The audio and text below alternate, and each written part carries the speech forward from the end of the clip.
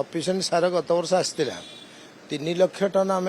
अधिका सार आणिकी गत वर्ष डिस्ट्रीब्यूशन होती किंतु गत वर्ष कौन है ना आपणकर जेहेतु इनपुट सब्सिडी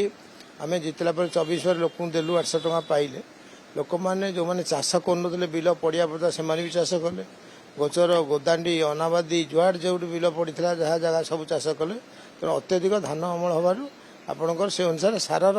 डिमांड अधिका रहा तथापि सरकार जिते बार जिते तत्पर नास्ती देला भी आपणकर 8 लाख केते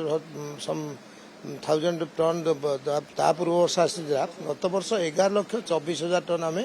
सार देचु देला भी अभाव बिक्री कहले मीडिया वाला ताकू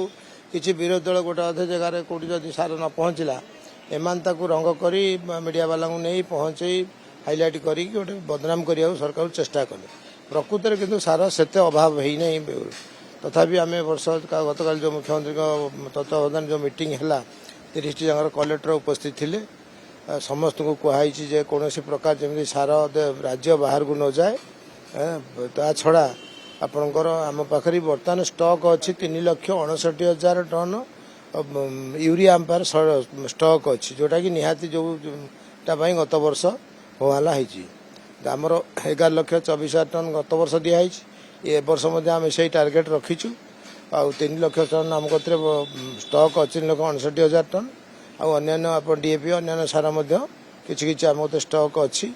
ए वर्ष कोऑपरेशन डिपार्टमेंट आगुरी आमको 35% सार दिहला बंटन करने को ए वर्ष 60% सार देवाई आलोचना होती 60 कि 50% 60% जहाँ गोटे फाइनाल हम तेणु ए वर्ष आम जिते दूर आमर आशा जे से सब